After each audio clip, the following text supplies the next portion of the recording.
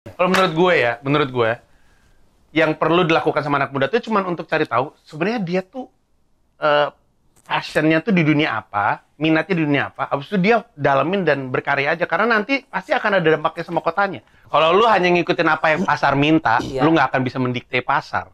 Kalau kerja dulu cuma survei dan dengerin apa yang mereka suka, gimana caranya lu mau bikin sesuatu yang baru?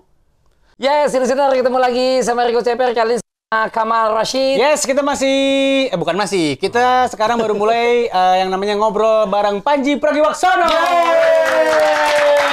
Spesial di Radio Jakarta ya. Susah nih datengin dia nih. Enggak sih, gampang. Sibuk. Enggak terlalu sibuk. Betul, nggak terlalu sibuk. Gue di WhatsApp sama bos anda ini yang bernama baru beberapa hari yang lalu. Ya. Lo di WhatsApp kapan? Baru berapa hari yang lalu sebenarnya. Tuh kan? Dia bilang gini, bosnya namanya Yahya Abdurrahman. Ji, radio mau wawancara lu. Oke. Oke, gua. Kapan kata gue? Sekarang ya, Kata psikologi ya. Betul. Iya. Kebetulan kan kami emang akrab banget anaknya. Panji sekarang itu bukan siapa-siapa dia. Kenapa? Dulu juga bukan siapa-siapa. Masih bukan siapa-siapa saya ini. Masih inget ya, Ji? Flashback. Dulu memori lu kan pernah tergabung di MRA Group lah. Siaran di sini. Gimana rasanya, Ji, dulu? Prosesnya. Bukan masih inget lagi. Nggak pernah lupa, nggak pernah hilang. Sampai orang mungkin bosan kali denger gue cerita tentang radio ini. Ya. Iya, gue. Kalau di grup MRA gue dari tahun 2001 sampai 2021 berarti? Sampai 2021? Iya, salah gue. Sejak gue siaran pertama kali 2001. Ya. Berarti 20 tahun yang lalu. Iya, betul. Terus siaran sampai 2011. 11. Terakhir sama Steny. Enggak, terakhir gue sendirian. Gue ada program provokatif. Terakhir Provok. Ya. Program paling aneh di Hard Rock FM. Enggak, itu enggak aneh. Aneh lah. Orang pada zamannya ngundang Hard Rock FM kan lifestyle and entertainment station. Harusnya nggak ada urusan ngundang ateis. Kan waktu itu gue ngundang orang ateis. Beda. Ngundang FPI pada zamannya tuh. Gila. Lu itu sempat menjadi idola gue loh. Bro, masih kan? Sempet. Masih dong. Lu mah gitu di depan gue. Saya lebih mengidolakan Gisel katanya. Ya Allah. Dia kan mengidolai gue mengidolai lu. Ih. Iya. Mengidolai lu jadi segitiga kita ini. Oh iya. Segitiga, saling mengidolai. Karena kan kita hari ini di ngobrol bareng Panji itu kan juga kita mau ngobrolin soal Jakarta Bangkit. Setuju banget. Nantinya. Gara-gara itu adalah temanya untuk ulang tahun Jakarta nanti, listeners. Betul. Panji ini, saya sebagai seorang fans, saya sebagai mantan fans yang sudah mengikuti dia cukup lama. Dari zaman dia siaran di Hard Rock, terus Provok, di Provokatif Proaktif, gue juga ngikutin lo, sampai lo stand up gitu ya. Lo itu buat gue adalah orang yang tidak pernah berhenti belajar. Iya kan? Bego. Namanya orang bego kan gitu, Ya, itu mengupgrade. Iya. Jadi gue tuh inget ada momen di mana lu kayaknya lagi nggak terlalu banyak kerjaan, terus lu belajar soal Google Analytics lah, lu mulai bikin Lu kulik lagi deh tuh. Lu kulik lagi. Ya. Lu emang dari dulu begitu atau the power of kepepet aja? Nggak, dulu kan gue bego. Dulu gue nggak tahu. Jadi masalahnya adalah dulu tuh gue nggak tahu gue tertarik sama apa. Gue nggak tahu gue minatnya apa. SD, SMP, SMA, gue nggak tahu gue mau ngapain sebelum siaran. Ketika gue udah mulai, sebenarnya waktu gue masuk kuliah seni rupa, gue mulai kebayang apa yang mau gue lakuin dalam hidup. Jadi sisanya mah gue nggak pernah tertarik belajar, nggak pernah mencari tahu apapun. Nah sekarang beda gitu. Nah kebetulan karena otaknya kosong, nggak pernah diisi di zaman dulu. Jadi sekarang tuh iya. Jadi belum. Iya, masih kosong jauh bro, masih jauh, hanggar kosong, nggak ada pesawat, jadi diisi aja terus. Jadi masih ada kapasitas di otak gue. Kalau lu kan udah pinter-pinter. Masih belajar juga lah, setiap hari kan belajar. Kalau masalah ngobrol bareng Panji ini, kalau sedikit nih Mal, ini kan kita radio juga ya kan. Gue bilang, bedanya radio dulu, angkatan zaman lu dulu, era-era itulah, dengan zaman now tuh apa itu? Pendengarnya sekarang dikit. Tergerus ya. Iya dong, kan ada medsos. Iya bener. Aduh. Bentar, emang itu beda. Emang yang dulu dengerin lu berapa orang? Dulu. Jadi lu pasti sama bos-bos lu kan diupdate dong tiap kuartal. Iya. Hard Rock pendengar kita sekarang segini. Dulu tapi Hard Rock FM sama radio masih jauh lebih menangi radio memang. Ya, tapi waktu dulu Hard Rock FM masih sejutaan yang dengerin. Wow. Iya. Lo pikir apa? Tergerusnya mulai hilang karena gara-gara apa? Gara-gara komik. Lu nanya gue bener atau lu mau gue jawab basa-basi? Kalaupun nanti jawabannya backfire buat disensor. Dibuang ya. Masalah. Menurut lu kenapa? Menurut gue, banyak radio kehilangan arah dan membiarkan karakternya hilang diganti dengan lagu yang lebih banyak. Oh, jadi karakter lebih walaupun kalau pasar penyiar. menentukan itu maunya gitu misalnya pendengar. Kalau lu hanya ngikutin apa yang pasar minta, lu nggak akan bisa mendikte pasar. Kalau kerja dulu cuma survei dan dengerin apa yang mereka suka, gimana caranya lu mau bikin sesuatu yang baru? Lu cuma bermodalkan apa yang kan survei kan hanya ngasih tahu lo apa yang bekerja saat itu. Tapi kalau misalkan lu mau ngelit, lo harus berani berinisiatif bikin sesuatu yang belum pernah ada datanya. Jadi lagu kurangin, program banyakin. Bukan cuma itu. Pengaruh medsos. Medsos kan kan nggak cuma radio, sekarang media pendamping lain gitu. Medsos kan cuma tempat orang nongkrong. Dulu orang nongkrongnya di dulu belum ada internet, orang nongkrongnya di WC ya? Di WC, di sumur. Kalau dulu di desa semua sumber air tuh orang pada nongkrong di situ, gosip ngider di situ karena ada internet ya. Tapi kan maksud gue media bukan tempat nongkrong sebenarnya ya. Media tuh tempat orang mendapatkan informasi, mencari informasi, mencari sesuatu yang baru. Jadi sebenarnya radio selalu punya tempat. Tapi pada zamannya menurut gue, silakan kalau misalnya mau dipotong. Pasti nanti kita nanya sama gue sih, gue jawab jujur. Cuman pada masanya ada radio-radio yang bilang, oh yang bekerja seperti ini. Tapi satu lantai ini tuh punya nama dari keberanian mereka untuk melakukan sesuatu yang tidak ortodoks gitu. Dulu ini adalah sebuah radio yang duluan memainkan 80% lagu. Bahkan ini dulu waktu pertama kali. Oh ya ini lagu Indonesia semua gitu. Dan ini pertama yang lagu Indonesia semua. Iya. Dulu lantai ini membanggakan. Dulu radio gue lama ada. Oh ada. Sebutin udah tutup TMI. Iya. Iya. Tapi ini masih hidup. Iya. Belum ada konsepnya diambil. Iya. Ketika ini berdiri, yang itu nggak ada. Ini sekarang jalan terus. Intinya adalah ada masanya lantai ini membanggakan dirinya menjadi yang pertama, bukan menjadi pengikut. Jadi mumpung tamu kita Panji nih, langsung kita aja kita tanya aja langsung. Enggak kan, yang penting viral, Pak. Ya kalau mau viral mah lu panggil Deddy Corbuzier tuh. Enggak harus. Kan kita bisa langsung undang lo. Pertanyaan lo disiapin belum, Pak? Udah ada. Jadi gimana pendapat lo soal ganja, Pak Anies sama Wah. Pantesan mau viral. Yang penting kenapa sih, Ji? Kenapa sih? Iya benar. Iya dong. Benar, strategi Anda tepat. Bukan siapanya, pertanyaannya. Tuh, Kamal brilian sekali. Luar biasa. No comment ya. Soal apa? Soal ganja. Banyak dong. Lu nanya soal gue jawabin. Lu nanya aja. Enggak. Ini kita ngomongin Jakarta dulu. Betul. Jakarta. Jadi kita ngebahas gimana cara paling gampang lah mengajak orang yang untuk mau mendengarkan kita. Seharusnya khususnya Jakarta nih. Buat ngajak-ngajakin ini loh, menginspirasi dan mempersuasi gitu. Lo orang Jakarta bukan? Gue sebut gue orang Jakarta KTP walaupun DKI dong. KTP-nya? KTP DKI. DKI. Anaknya Pak Anies Baswedan berarti. Oh, berarti kamu anaknya Pak Anies ya? Gubernur. Kalau itu konteksnya Pak Jokowi juga anaknya Pak Anies dong. DKI dulu. Iya kan DKI kan beliau KTP DKI. Iya. Pak Jokowi KTP-nya apa ya? Sragen. Solo. Pertanyaan bagus kan? Solo apa DKI? Nah, KTP-nya masih Solo, tapi berarti kakaknya Sragen. Kakaknya Sragen. Mana gue tahu KTP-nya, pokoknya dia presiden aja. Ya untuk berbuat sesuatu untuk Jakarta lah, mau nyaring misalnya ada omongan yang berisi atau enggak, kan sekarang kan apa sih yang lo lakukan sebagai warga Jakarta? Buat kota lo sendiri. Untuk kota lo, untuk nih bangkit gitu. Nih gimana? Keren kan? Pertanyaannya keren kan? Chaos kan belakangan. Apa yang udah lo lakukan untuk kota lo sendiri yang gubernurnya kan sekarang Anies nih. Berarti kan lo anaknya Anies nih. Jadi apa yang lo lakukan? Kita semua adalah anak-anak. Iya. No. Kan warganya ya anak Tangerang, sorry. Oh, lu anak-anak siapa lu? Gue Tangerang sekarang. Dia Airin. Gue Airin mantan. Oh, lu anak Airin. Anak Airin dia. Lu kan anaknya Anies. Kenapa sih sensitif banget cuman bilang gitu? Sensitif? Oh iya. Enggak kayak tespek gitu. Kan pimpinan itu kan ibarat orang tua. Orang tua kita. Warganya sebagai Pemprov nih, Pemprov. Anak-anaknya. Iya, gitu loh maksud gue. Lo sebagai salah satu penduduk yang sudah berapa umur sekarang? 41. Tuh, udah 41 masih tahun hidup lagi itu. Iya. Alhamdulillah. Iya. Bener. Gue belum tentu nyampe kan ya di usia lu ya. Umur dia belum. Umur berapa, Per? Ngomong-ngomong, Per. Dia 45 sekarang. Emang lu 45? 47. 47. Nyampe nggak lu? Gila kayak ukuran sepatu anak basket umur lu. Kaki gua, Bro. Kaki gua 47. Umur lu tuh. Sombong. Gila. Gue 39 diem-diem. 39. Kaki bini gue. Lu apa yang lu lakukan buat Jakarta lo lah? Gak ada. Ya lu sebagai anak muda, sebagai apa? Mana ada anak muda? Kalau enggak, kita tanya dulu. Dia kan udah 41 tahun tinggal di Jakarta. Jakarta dulu sama sekarang. Dulu lu nggak bisa ngapain, sekarang udah bisa ngapain. Justru atau sebaliknya, dulu lu bisa ngapa-ngapain, sekarang malah nggak bisa di kota lo yang tercinta ini. Ini kita mau ulang tahun. Dulu sih, gue yang paling ekstrim sih yang gue lihat tuh angkot sih.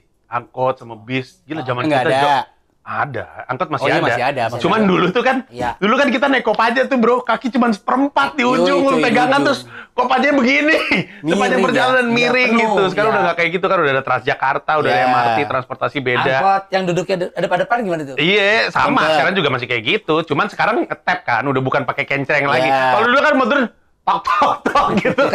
Terus kayak gitu lu kayak orang susah gitu ngumulin koin gitu. Tapi dulu ada bis tingkat, Ji. Sekarang udah nggak ada. Ada bis tingkat. Bis kawin itu. Ada. Bis tingkat sekarang ada, tapi nggak banyak. Cuman untuk kebutuhan turis. Jakarta City Tour. Iya, cuman untuk kebutuhan turis. Tapi nggak bisa dinaikin, maksud gua buat rute tuh nggak ada. Artinya perubahan ini kan positif. Jakarta makin berkembang. Memang mengikuti zaman seperti dunia, kota-kota dunia gimana menurut?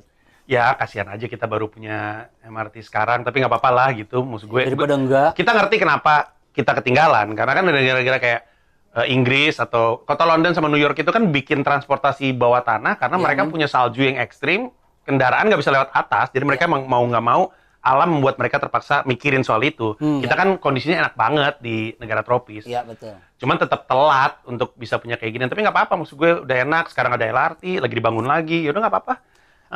Pelan tapi oke lah. Itu untuk fasilitas kotanya. Kalau buat orang-orangnya? Lo lebih suka orang Jakarta zaman dulu atau orang Jakarta zaman sekarang? Orang Jakarta zaman dulu kerjanya malak. Saya dulu ya zaman gue sekolah ya, kalau udah pakai batik sekolah dicopot, bro. Karena batik lu nandain. Kereken ke detek jadinya ya. Kedetek iya. Dulu ada zaman-zamannya nih lokasi itu ditutup pakai tensoplas. Betul. Iya, karena lu takut gitu. Kalau sekarang udah nggak ada anak-anak yang malak karena mereka lagi sibuk nontonin JKT. Gue ngeliat JKT udah, ini bocah-bocah ini seusia ini zaman gue dulu kerjanya malah. Sekarang lempar-lempar lightstick gitu-gitu kata gue emang.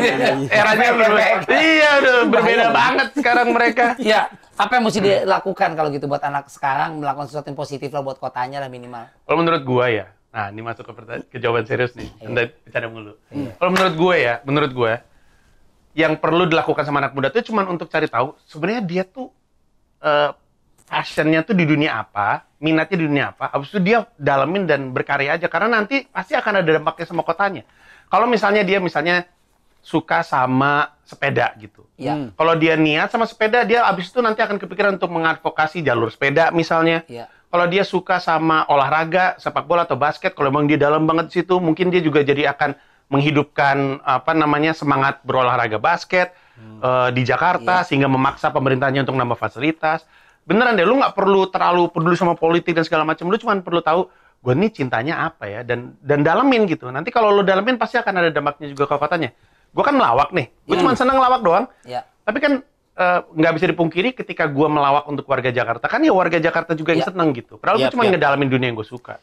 Udah gitu doang aja. Tapi sejujurnya susah loh mencari tahu apa yang sebenarnya lo cintai tahu. Memang. Iya kan? Ya. Nah, buat orang-orang yang kesulitan mencapai tahap itu, apa yang lo lakukan? Karena gue yakin dari cerita lo tadi juga kan lo juga sempat mengalami itu gitu. Gue cintanya apa ya? Karena gue suka misalnya, gue suka nongkrong, suka ngobrol, suka ngelawak juga misalnya. Tapi kan belum tentu itu menjadi satu-satunya jalan yang kadang-kadang orang tetap takut milihnya gitu.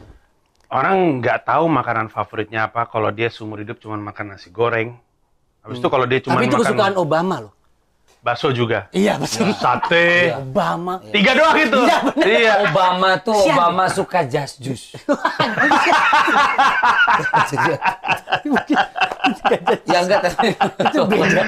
Iya enggak, tapi maksud gue pun kalau misalkan ada orang seumur hidupnya cuma makan bakso sama makan sate sama makan nasi goreng, nggak cukup untuk dia bilang gue sebenarnya sukanya nasi goreng. Jadi untuk tahu apa passion lu harus banyak main. Dan gue tahu ini kontraproduktif sama kemauan sekolah, tapi jangan cuma banyak belajar, banyak main karena bermain adalah belajar yang dilakukan secara sukarela gitu. Kalau lu banyak main, lu jadi tahu lu senengnya apa. Biarin aja orang tua, biarin aja anak-anak main, biar dia nge-explore. Gue juga tahu gue seneng bikin orang ketawa karena bokap gue cerai sama nyokap gue, bokap gue pindah ke Bekasi, jauh bener, nyokap gue terpaksa mesti kerja, nggak ada yang jagain gue, dalam main gue tahu ternyata gue seneng bikin orang ketawa. Gue pernah nonton di konten YouTube dia, salah satunya kan, ini beneran yang viral kan? Viral juga. Viral kan? Beliau kan juga bukan rahasia lagi bahwa dia juga sebagai warga Jakarta atau pilkada ya, PKB, gue nggak tahu loh. Ya, memilih Pak Anies ya, Pak Anies Baswedan sebagai ya gubernur DKI. Ya udahlah, itu pilihan orang, kita mesti hargai. Nah, lo lihat perubahan yang dilakukan apa untuk kota tercinta ini gimana? Plus minus sesuai ekspektasi? Ada yang sesuai, ada yang nggak sesuai. Banyak yang enggak sih, yang enggaknya mananya? Banyak yang enggak fair ya. Ya, gua nggak ngelihat dampaknya OKOC. Dulu gua dukung banget itu OKOC. Idenya sih bagus. Idenya kan satu kecamatan, satu tempat untuk orang belajar UMKM. Idenya bagus. Nggak jalan. Gua nggak tahu, mungkin mereka beralasan karena pandemi. Tapi emang kalau nggak pandemi juga jalan? Katanya dulu sempat jalan awal-awal sebelum orangnya. Ya, pasti ada. Dulu itu kan kepalanya tuh kan yang punya ide kan si Bang Sandi. Terus Bang Sandinya cabut, nyawa pres. Terus tidak jelas. Ya. Kalau lu tanya sama Bang Sandi sih, Bang Sandi bilangnya gerak terus. Tapi kan harusnya kan gerak terusnya kan kedengeran dari warganya, bukan dari yang punya ide. Iya. Itu enggak. DP 0 juga enggak. Habis tuh gua tuh, mana DP 0? Itu juga enggak jalan. Malah jadi KPK tersangka tuh. Yang itunya. Oh iya, penyedia tanahnya. Penyedia segala macam. Itu nggak jalan. Terus tapi kemauan gue, dan gue tahu nih gue pasti bakal diserang. Kemauan gue untuk nggak punya gubernur yang seneng gusur itu terjadi sekarang. Nggak seneng gusur ya? Kalau dulu. Tapi seneng ganti patung di Bundaran HI loh, dari bambu, kemudian jadi batu, kemudian jadi itu lumayan ada perubahan juga kan? Ya bagus. Yang digusur siapa tuh?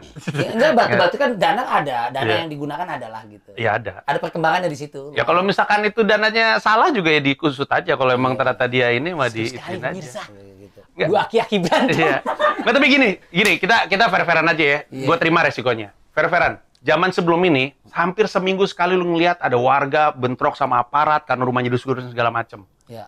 Dulu semua teman-teman gue juga nggak setuju itu. Sampai akhirnya ternyata cagup yang dia dukung, ternyata mendukung hal seperti itu. Kemudian dia nggak pernah ngomong lagi. Nah, gue juga nggak pernah setuju itu. Sampai sekarang itu juga nggak pernah dilihat. Ada konsekuensinya, pertumbuhannya nggak secepat era beliau. Karena beliau pengen cepat. Dan jalan yang beliau ambil adalah jalan yang cepat.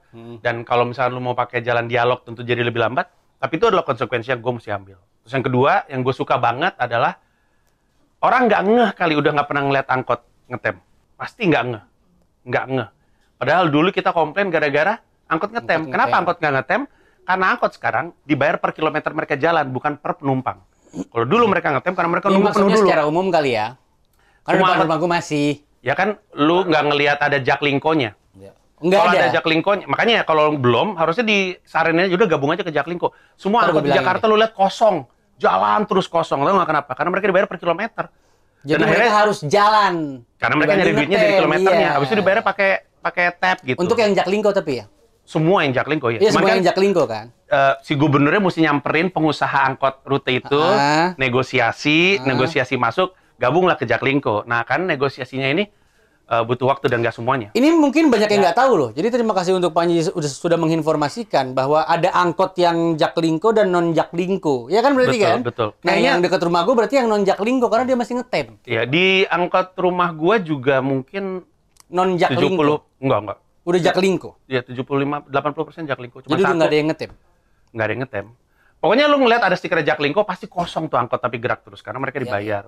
Nah, itu dibayar pakai anggarannya Pemprov. Jadi udah ada gitu, ataupun tidak ada penumpangnya, listeners itu angkot tetap dibayar. Iya, dan kocak aja naik angkot ngetap gitu. Iya sih. Gue belum pernah sih melakukan itu. Iya. Karena kan gue orang kaya ya, jadi kayak. Yoi. Ngobrol lama tadi udah ngomongin soal macam-macam. Pokoknya profil dia udah. Dia sibuk apa sekarang udah. Transportasi segala Terus ngomongin Jakarta udah. Jakarta bangkit. Jakarta bangkit. Sekarang kita juga pengen ngomongin soal sosial media. Sosmed. Panji ini terkenal, kalau nggak salah dia yang menemukan Twitter. Bukan dong. Emang jatuh? Bukan. Emang hilang.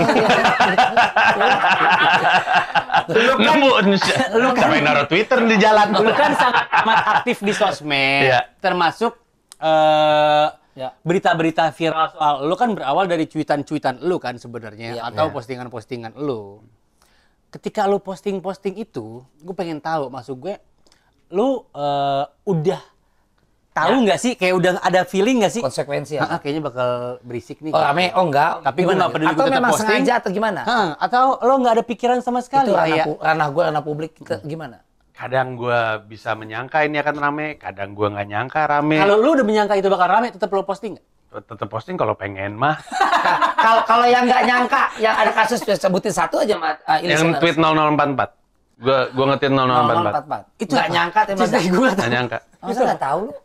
Jadi gua seks online. Bukan. Kenapa 0044? Masa Panji free seks sih? Enggak, itu gua jadi gua nge-tweet hari Minggu dini hari. Ya.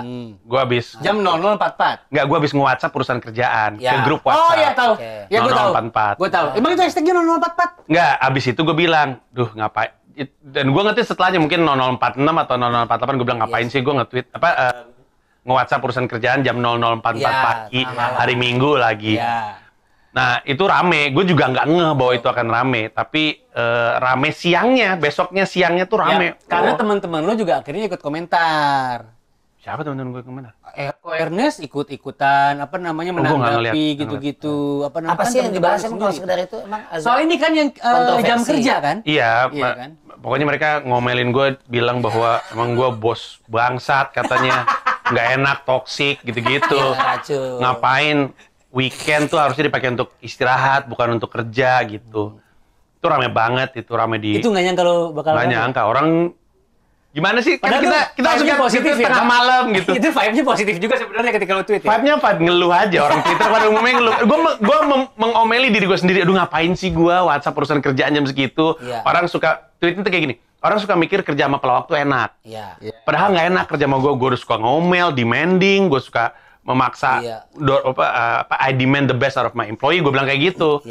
Besoknya pada ngomel. Abis itu karyawan gue di WhatsApp sama teman-teman, emang Panji kayak gitu, bos lu gitu. Itu gue gak nyangka sih, gak nyangka sama sekali. Tapi nih, menarik juga dalam lawak, dia bilang kan dunia lawak, stand up comedy, mau jalan-jalan lagi nih kemana-mana. Dalam setiap materi apapun gitu, ada selalu sentilan-sentilan, entah itu untuk kebangsaan lah, secara luasnya, atau anak muda.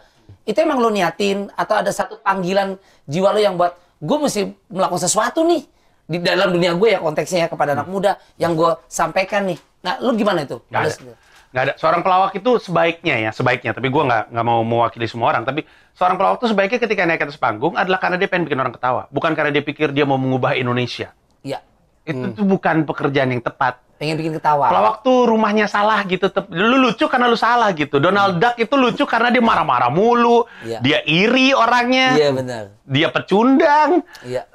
Tapi kan lu selalu menyelipkan pesan-pesan nasionalis itu karena materi lu. Karena di stand up itu lu disarankan untuk ngomongin yang deket-deket sama lu. Kalau misalkan lu ada anak SMA, nggak usah ngomongin yang mengawang-awang, ngomongin ada sekitar lu.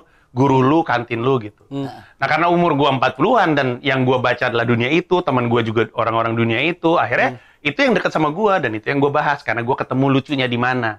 Kalau gua nggak nemu lucunya di mana, nggak akan gua bahas di atas panggung karena jatuhnya cuma jadi orasi gitu, buat apa orang gua pelawak gitu. Dan gue yang salut, asli salah satu dari dia beda dari komik yang lain, dan gua termasuk kayak Warkop dulu, Bagito menurut gua pelawak yang kritis, tapi main di lu berani banget main di zona menurut gue ya pribadi. Yang orang bilang, hati-hati lo Sarah, itu tipis dikitnya kecebur rame itu. Ya. Karena tipis, walaupun lo sudah ngulik, udah penelitian, bla bla, betul yang sampai makanya lo top banget aja, top gitu.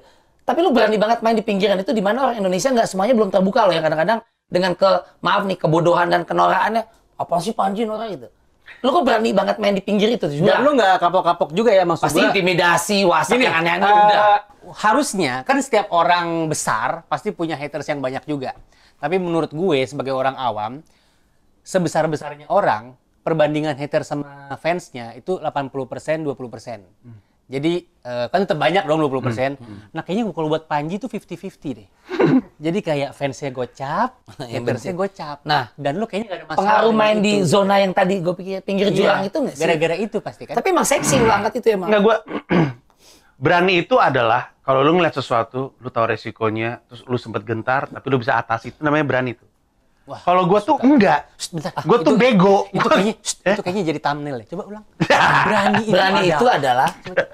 Ya itu tadi. Iya, nggak usah lihat kuntilanak. Lihat kuntilanak. Iya. Nah, cuman masalahnya adalah kalau gue nggak ini, gue nggak berani, gue bego, gue orang bilang kalau berani sih, emang harusnya takut ya. Gue tuh nggak kepikiran gitu. Itu main di malah pinggir lu nggak banget. siap dengan konsekuensinya sebenarnya. Cuman lu agama lu main di pinggir banget kadang-kadang. Orang suka bilang jangan ngomongin Sarah. Gue selalu bilang, loh kalau gue nggak boleh ngomongin Sarah, gue nggak bisa ngomongin Indonesia dong. Terus orang nanya, maksudnya apa? Ya kan Indonesia kan kaya karena sukunya, karena agamanya yang beragam, karena rasnya.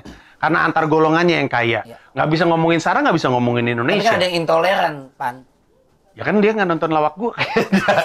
Nah, jadi nonton sekali habis itu nggak lagi. Ya, jadi gue tuh nggak pernah ngerasa takut sama hal-hal yang gue bahas karena gue pikir, lah emang kenapa gitu. Jadi bukan karena gue berani, emang karena gue sih selalu bilang dan gue meyakini emang karena gue tolol aja gitu. Walaupun seringkali itu bikin gaduh setelahnya nggak apa-apa juga. Tapi gitu, bener yang sampai iya gaduh dan betul. Ya bener saat itu. Gue nggak akan bilang yang gue omongin bener semua. Kayak gue kan mengadvokasi regulasi prostitusi. Gue pikir itu benar. Tapi kan gue mungkin belum terungkap fakta sebenarnya. Siapa tahu tahun-tahun ke depan gue baru tahu fakta sesungguhnya, fakta yang lebih lengkap. Gue bilang, oh gue salah deng. Itu bisa aja terjadi. Saat itu gue percaya itu benar sampai sekarang. Nah jadi gue ngomong apa yang gue yakini aja, apa yang gue percayain. Gue ngomong kalau misalkan gue yakin itu benar ya gue omongin. Ngomong saat itu. Kalau misalkan gue beneran takut sama sesuatu, pasti nggak akan gue bahas di stand up gue. Dan kalau lu perhatiin stand up gue, lu akan sadar bahwa ada yang nggak dibahas sama Panji. Dalam 8 kali dia bikin pertunjukan spesial. Berarti di situ dia takut. Apa itu? Zona apa itu? Pernikahan saya. Iya, tidak ada. Tidak ada dalam materi lawak saya. Kenapa? Saya takut istri saya marah, dicerai. Cerai berai. Itu kan nggak fair. Maksudnya gini loh. Katanya dia suka ngangkat yang anak SMA, keseharian gue, umur gue. Ya kan itu takut. Keseharian. Kan takut. Karena bisa memilih bahasanya apa gimana diksi. Namanya juga takut. Gimana sih lu? Gue juga nggak menyadari itu. Karena kalau untuk anak sering banget lo jadikan materi kan. Jamila jarang. Tapi tidak istri. Istri tidak. Apalagi istri orang ya. Enggak, itu berani. Mertua juga enggak. Oh, mertua gue ngomongin. Kan gue ada soal apa namanya, gue nggak poligami bukan karena nggak pengen punya banyak istri, nggak pengen punya banyak mertua. Iya, dua aja nyebelin, apalagi 4, gue bilang gitu. Iya. Mertua gue omongin, bini gue doang aja nggak gue omongin. Takut, bro kan? Emang pernah diomelin? Beneran nih serius? Pernah diomelin, tiap hari gue diomelin sama bini gue, gimana sih lu? Kan kita menikah, orang menikah kan gitu. Enggak ya? Gue doang. Enggak, kenapa harus ngomel? Kenapa harus ngomel? Mungkin karena gue tolol sebagai suami. Apa yang membuat lu takut untuk membahas under pressure banget? Kan nggak harus jelek dong. Iya dong. Iya, enggak sebenarnya ada dikit. Tapi nggak sebanyak yang gue harapkan. Ada kok gue ngomongin soal istri gue marah karena gue pernah ciuman sama Sofia Lacuba di film. Kan ada iya, itu gue tahu materi itu. Bini lu marah? Marah hari ya. Jadi dia nggak ngelarang karena dia tahu itu pekerjaannya, risiko pekerjaannya. Dari awal dia lihat skripnya udah tahu. Cuman pas hari H, dia nanya pas gue berangkat, adegan yang mana? Adegan yang itu. Langsung pergi, tidak ngomong. Sedih sekali. Karena nyium Sofia Lacuba. Iya. Padahal di adegan yang sama, gue cuman sama Bagus Netral loh. Nggak dibahas sama bini gue. Bagus Netral. Cuman sama Bagus Netral. Ini bahas cuman Sofia Lacuba doang tuh sama dia. Iya. Padahal yang lebih ada sereng-serengnya tuh sama Bagus Netral. Masih menarik banget. Justru gitu ya? Iya. Ya bro, kumisnya tebal banget. Cobain diciuman sama cowok kumisan. Kayak diginiin, kayak tangan lu diginiin. Biru gini. Gue masih ngerasa sampai sekarang. Masih ada bibirnya bagus di sini. Justru yang Sofia udah nggak berasa sama sekali. Nggak berat. Orang setelahnya langsung. Bagus. Gue ngambil yang Sofia Lacuba dulu, baru Bagus Netral. Jadi dessertnya tuh Bagus Netral. Yang nyisa tuh itu.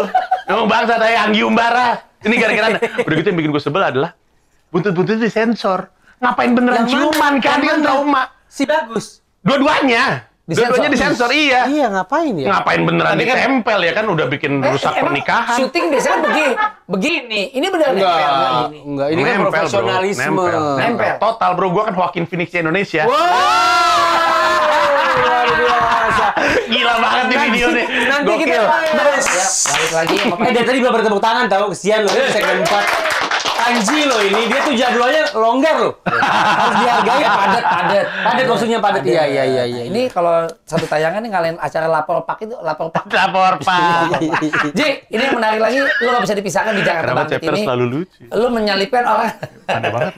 Tua lo. Dia dari tahun berapa coba? Siapa? Ceper. Ini. Iya. Apa jadi gue? Siaran apa? Iya, siaran di dari tahun dunia berapa? Di hiburan lah, di siaran. Gila loh. Ceper masih lucu aja. Narkoba lu ya?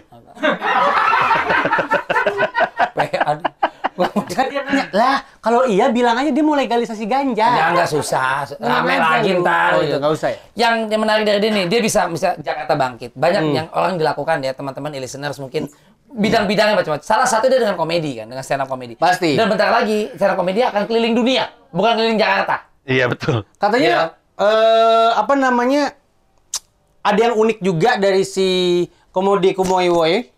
Iya. Apaan sih namanya? Namanya Komoi Do Menoi, bahasa Yunani. Komoi Do Menoi. Gue tahu artinya, gue nggak bisa nyebutnya. Iya, betul. Ini artinya kan bahan tertawaan kan? Ya betul sekali, objek yang tertawaan, bikin bahan tertawaan. itu ini dari bapak komedi dunia kan? Betul. Iya kan? Iya.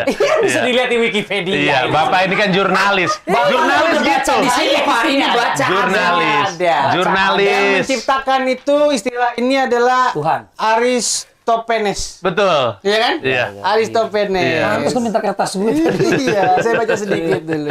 Bahan Yang tertawaan. ditanyakan adalah Yang ditanyakan adalah ada yang unik dari Ya. tur yang kali ini. Ya. Jadi gue melihat banyak nama orang lain di tur ini. Maksudnya apa? Itu masih ada lu juga manggung di situ kah? Atau justru itu orang-orang itu aja? Jadi misalnya kasih panggung. Ya tadi ada Temon. Denpasar Abraham Tino. Siapa? Bintang Emon. Bintang Emon. Bintang Temon. Kalau Temon mah belakangnya Abdel. Bintang Temon. Aki-aki Dia ya lucu kayak. Iya, Lucu emang dong. lucu. Dapat ya? Cepeo mas selalu lucu Rico Cepeo. Ceper ini masih nonton layar Mas RCTI. Marcel. Gokil, gokil. Marcel pasti dapat yang buat di Jakarta. Betul, Marcel Widianto di Istora. Apal gue sebenarnya di. Ya, Ali Akbar di Iya. Jayapura. Lo udah share di grup Ji mau beli tiket gue apa gitu. Betul, nggak beli lagi. Kasih. Kok gue yang gue dapet listnya kagak ada yang luar negeri sih? Ya karena yang Palu, luar Medan, negeri, Aceh. betul. Itu tahun ini gue berencana untuk jalanin 15 kota nasionalnya dulu. Oke. Karena sisanya 5 kota luar negerinya itu baru tahun depan. Itu juga nunggu mereka ngebuka. Oh iya benar pandemi. Iya pandemi. Iya kan belum ngebuka kan dari Indonesia. Jadi gue belum punya jadwalnya untuk yang luar negeri. Yang sekarang yang lokal dulu. Lokal. Nah, Udah sekarang yang tolong lokal. jelaskan pertanyaan gue. Ini bahkan ada di Makassar tuh Gatot Brajamusti nih di sini. Yuda Brajamusti. Yuda Brajamusti. Itu kan almarhum, Pak. Almarhum. Masa tiba-tiba muncul? Bawa-bawa lampu, lampu jalan. Gak usah digambarin. Udah nggak ada orangnya. Itu lucu nggak serem? Iya, serem bener. Tuh lihat. Oh, Orang banyak. nama orang semua. Nggak ada nama dia. Iya, Terus iya. nanggung apa enggak? Nanggung Ini gue. subkon ya, acara subkon. Gue openernya mereka justru. Jadi mereka mau sejam, gue seperempat jam. Nih ya, listenernya Yogyakarta, Denpasar, Surabaya, semua Batam, Jakarta terakhir, Palu, Cilegon, Makassar, Palembang semua dia. Ya. 5 kota rencana kalau jadi di luar negeri itu apa aja kotanya? Ada Istanbul, Turki. Ya. Ada Melbourne, Australia. Ada Singapura. Ada Malaysia. Ada Lancaster, Inggris. Tapi ganti jadi 2 buah kota di Kanada gue sebut aja sekarang. Oh. Jadi mungkin jatuhnya nggak tahu jadi 6 Vancouver. Ontario. Iya, rencananya. Oke Rio. Ini openernya belum tahu di si Juprinya nih, tapi rencananya Vancouver sama Ontario. Tuh kan bener Ontario. Bukan Vancouver. Lu bilang Onta Arab. Ontario. Ya Ontario dari Brazil ya kalau Ontario ya. Nah, ini tujuan dari ini selain nyari duit ya biar kaya, apalagi Ji? Nggak ada dong. Jalan keliling, masa nggak dibayar? Nggak sponsor Tapi apa? kalau gue boleh tahu ya, ini sebelum kita ke hal yang lebih serius, lu itu bikin ini kan kalau waktu awal-awal lo bikin World Tour itu kan udah pasti susah modal sendiri. Gue udah tahu ceritanya tuh dari Dulu pertama. video-video Ya. lu Ya. yang lu numpang di kosan siapa di Ya, apartemen betul. siapa. Perjuangan. Sekarang tuh udah Gimana? industri apa sih? Udah sekomersil apa sih World Tour-nya Panji itu? Kalau Sponsor udah sekarang sih bisa. semua dapat kamar. Gua nggak Hotel maksudnya? berbagi, ya nggak berbagi kamar sama opener. Dulu biar murah. Udah beda. Ya. Tiket Tiket maksudnya? tiket pesawat gitu-gitu. Oh, tuh ini lagi akomodasi. diusahakan, lagi ngobrol dekat sama sebuah sponsor Maskapai. Maskapai. Doain aja moga-moga tembus lokal yang Iya. terbaik. Terus udah gitu, sebenarnya sih secara bisnis. secara bisnis lebih baik. Hmm. Tapi harus diakuin secara teknis lebih rumit karena pandemi. Oh iya sih benar. Protokol kesehatannya Betul, ininya, betul. Jadi sebenarnya untuk menjawab pertanyaan Ceper, selain karena emang nyari duit, adalah karena sebelum Glenn Fredly meninggal, almarhum, tuh gue tuh belajar sesuatu dari dia. Waktu pandemi muncul, dia memutuskan untuk berkontribusi lewat keseniannya dia. Kalau lu ingat sebelum dia meninggal, itu dia tiba-tiba aja dia IG live, nyanyi, Ya. untuk menghibur followersnya. ya. Terus dia collab sama Elo, nyanyi aja. Yap. Karena dia bilang, di masa pandemi, orang lagi stres, kalau gue mau bantu, pakai Inilah. kemampuan gue. Ya. Nah, gue nggak putus, apalagi di tahun 2020. DM yang bilang, gue stres, gue depresi, makasih atas material awak lu dan segala macamnya. Jadi, gue ngerasa kalau emang gue mau berkontribusi, kayak tadi yang gue ngomong di awal, soal kontribusi untuk Jakarta, sebenarnya lu hanya perlu untuk pikirin, lu tuh sebenarnya tuh apa sih, lu tuh ngapain dalam hidup lu, dan lu lakuin itu. Dan gue pengen bener-bener ngelawak karena gue tahu ada banyak banget yang stres. Dan setelah gue bikin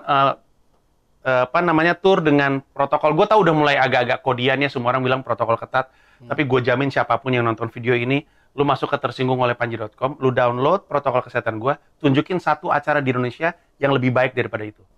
Gak ada, gue jamin. Jadi ketat sekali. Karena yang bikin bukan gue, yang bikin adalah anak-anak Fakultas Kesehatan Masyarakat dan Fakultas Kedokteran dari banyak kampus di Indonesia. Anak UI termasuk di dalamnya.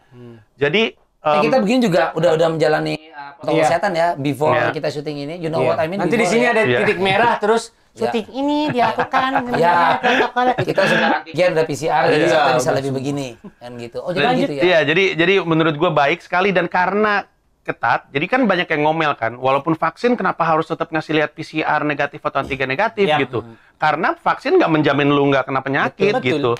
Terus kalau gitu gue nggak mau nonton. Terus gue bilang, kalau lu nggak mau ngasih PCR juga gue nggak mau ada lu di acara gue, karena lu membahayakan. Iya. Tapi karena ketatnya itu, justru jadi banyak yang percaya sama gua, sama promotor Comika Event, dan pada belanja untuk beli tiket. Jumlah tiket yang gue jual tahun ini udah jauh lebih banyak daripada jumlah tiket waktu gue jual sebelum pandemi. Nah, gue setiap kota 2 show. Jam 1 sama jam 7. Ada yang jam 1 dan jam 5 kalau gue nggak salah. Tergantung beberapa kota. Karena izinnya nggak bisa di atas jam 7. Hampir semuanya 2 show, kecuali Denpasar. Karena Denpasar di Gong Perdamaian dan outdoor. Dan gede, jadi kayak konser gitu. Bisa banyak. Tapi ya dijalankan dengan protokol yang menurut gue terbaik lah di Indonesia. Harapannya, dan konsekuensinya jadi 2 gelombang itu. Iya, dari 2 gelombang. Ya. Dan memang ada beberapa yang secara matematika tetap nggak nutup. Tapi ini lebih kepada gue janji. Karena show-nya harusnya turnya tahun 2020. Iya. Gue udah ngomongin dari 2019. Gue jual begitu banyak tiket tahun 2020. Dan karena diundur, gue kasih refund. Ternyata mereka pada nggak mau refund. Mereka bikin sendiri hashtag di Twitter, tim tahan tiket. Jadi mereka nggak mau refund, mereka bilang, nggak apa-apa bang, ini duit gue lu pegang aja, nih gue pegang tiket lu, tolong dijadiin. Nah jadi kalau gue lebih nggak enak megang duit orang kelamaan, jadi gue pengen bikin dengan ketat, dengan benar, dan gue tahu ada banyak kota yang nggak terlalu peduli loh sama COVID. Tadi bilang nggak apa-apa bang, nggak usah setengah kapasitas, langsung. Waduh, yang takut gue ini. Tapi gue pengen tetap ketat dan harapannya bisa jalan sih semaksimal. Dan sekarang tiketnya sudah dijual ya, listeners, sama Ceper bisa langsung. Saya bukan calon. Kenapa tiba-tiba ada calon? Di tersinggung oleh panji.com. Ada level-level tiketnya kah? Betul. Ada beda-beda. Kalau di Istora, Diamond show 1 show 2 udah sold out, Platinum show 1 show 2 udah sold out, Silver show 1 show 2 udah sold out. Jadi kalau mau nonton hanya tersisa tiket Gold. Buru-buru karena udah mau habis. Gold itu di mana posisinya? Gold di atas itu di tribun. Kalau lu pernah ke Istora, ya pernah dong. Lu jangan Diamond itu begitu. Kan panggungnya di tengah. Oh iya. Panggungnya di lantai. Ya. Itu Diamond, panggungnya di lantai, yang floor seats itu adalah Diamond.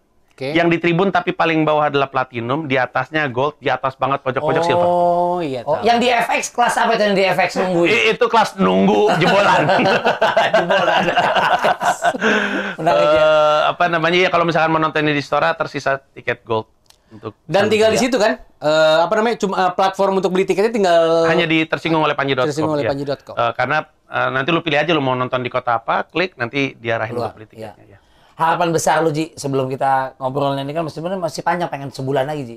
Ngobrolnya? Iya. Panjang bener. Kayak puasa Ramadan, ngobrol sama Panji doang. Ngapain? Jadi untuk Jakarta Bangkit, untuk kita anak muda, untuk manusia-manusia, kita pengen punya manfaat lah untuk lingkungan, buat kota kita yang terkecil aja selain tadi temukan. Terutama saat pandemi seperti saat ini. Betul, gimana, Ji? Message-nya mungkin. Menurut gua kita harus tahu gimana cara ngomong dengan satu sama lain. Karena kebanyakan kita berantem tuh karena miskom.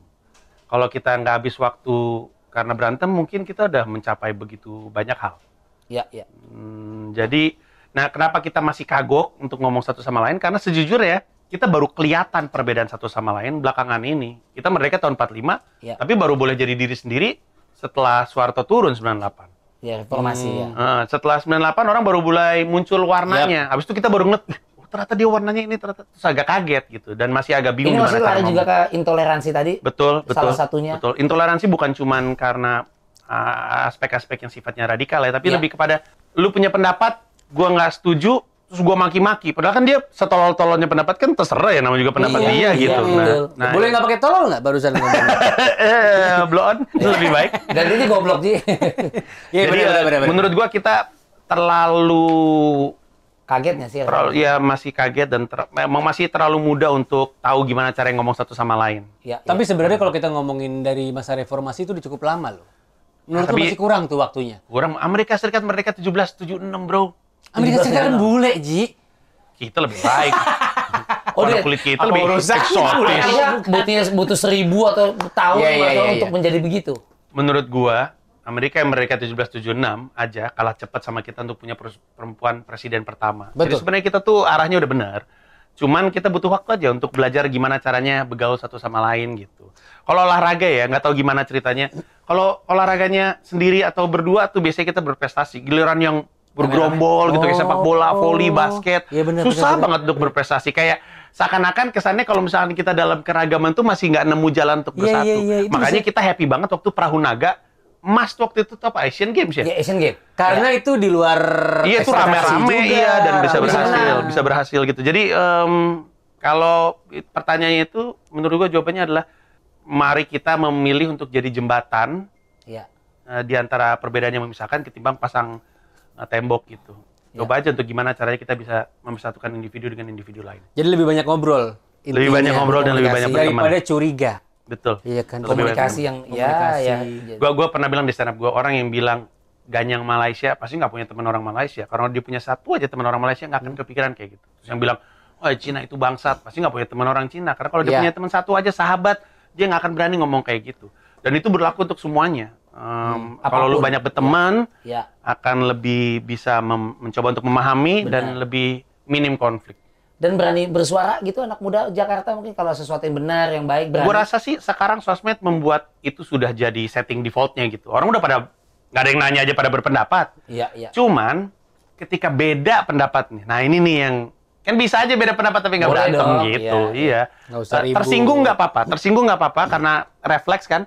Tapi kan bisa dong tersinggungnya nggak sampai ngancem, nggak sampai doxing gitu, nyari tahu siapa sih orang ini sebenarnya rumahnya di mana sih, terus gitu karena gua nggak suka sama opini lu.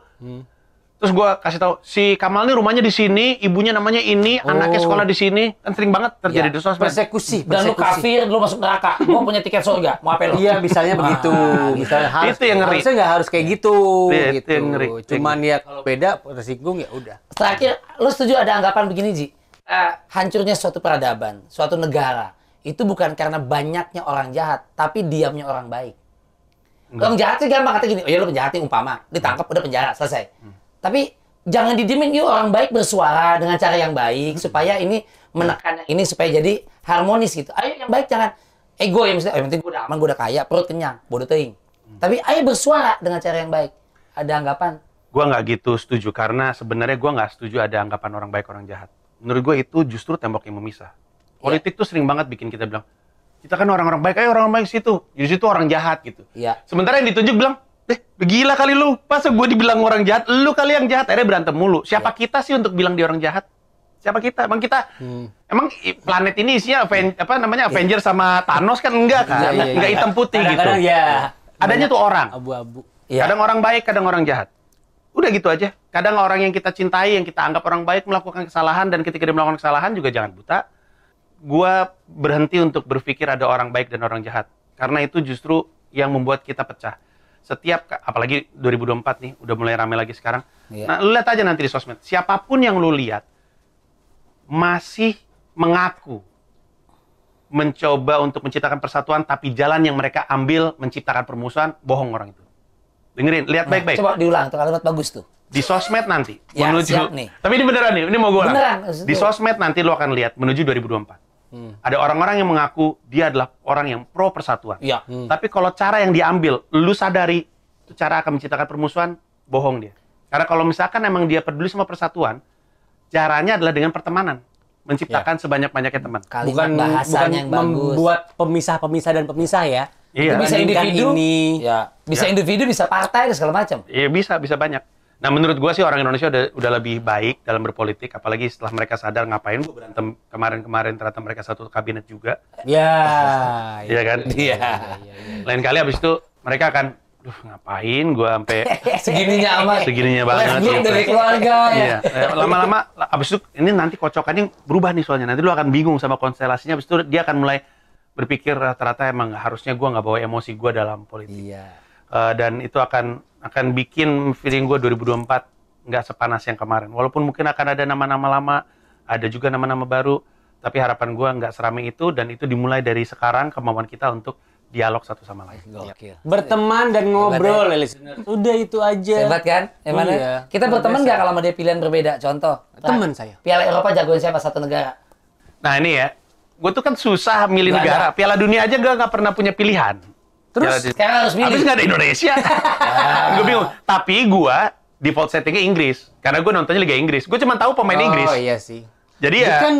Dia kan MUFC dia. Iya. MUFC. Iya. Jadi gue Piala Eropa yang gue pantau sih. Tapi gue nggak nonton. Inggris doang. Ya, gue nggak ada yang gue tonton pertandingan. Tapi Inggris. Tapi gue pantau Inggris, cuman itu yang gue kenal. Oh iya. Hargai perbedaan. Iya nggak apa-apa. Lu apa? Vietnam dong. Mana ada bro? Piala Eropa. Bro, ini kan. Vietnam bagus ke Indonesia. Bagus. Panji itu bisa menghargai perbedaan, tapi tidak mentolerir kebodohan. Itu harus diajarin. Kamal bagus. Sejago-jagonya Inggris tadi apa dia bilang itu nggak pernah juara SEA Games. Indonesia pernah. Inggris mau juara SEA Games, gengsi. Sudahlah, ini sudah. Terima kasih. Barusan sudah ditutup dengan baik sekali dengan kata-kata dari Panji ya. Pokoknya berteman, berkomunikasi supaya kita saling tahu satu sama lain. Yuk kita guyup buat Jakarta, buat NKRI ke depannya, karena ya ini tanggung jawab bersama-sama. Berarti gue ngefans lagi sama lo deh. Tadinya kan udah. Berarti kalau lo masuk kabinet udah tahu dong siapa yang lo bawa. Ngapain gue masuk kabinet? Ya kan masuk dong. Kita aja bro, 2024 kita maju. Iya. Siapa yang siapa presiden? Tapi kan haters lu banyak. Bro, kalau kita bergabung jadi satu, isinya haters doang. Fansnya nggak ada. Ada lah. Enggak, kita masuk ngacak-ngacak aja bro. Iya bener. Iya. Apaan sih nih orang-orang gitu? Iya. Dagelan aja. Iya. Siapa tuh lucu. Dia kocak pasti. Coba ada lucu deh. Panji, terima kasih banyak. Ya, thank you man. Sukses buat Komoy. Domunoi. Nah, makasih dibenerin ya. Ya, yang lain kalau mau dapetin tiketnya tadi lihat ya. Di mana Lima? Tersinggung oleh panji.com. Ya. Dan pokoknya lihat terus dan di-subscribe yang namanya YouTube channelnya iRadio ya. Ya, betul. Karena sudah pasti tamu berikutnya akan lebih baik dari dia. Lebih berbobot dari dia, dan dia pun sungkan sama tamu selanjutnya. Kan kita harus begitu dong. Harus meningkat terus. Iya. Tamu selalu nanti. Gue udah ngeliat tuh ada list tamunya. Iya kan? Setelah lu tuh lebih bobot, lebih berbobot. Gue lihat tulisannya Luhut Binsar Panjaitan. Nggak ada. Bang Luhut nggak ada. Menko kemarin nggak ada. Abis ini istri lu. Gamila. Iya. Jelas lebih berbobot. Lagi lu takutin kan? Iya betul. Jenderal. Sampai ketemu lagi dan sudah siap. Thank you dah. Thank you Panji. Thank you. iRadio 100% musik Indonesia.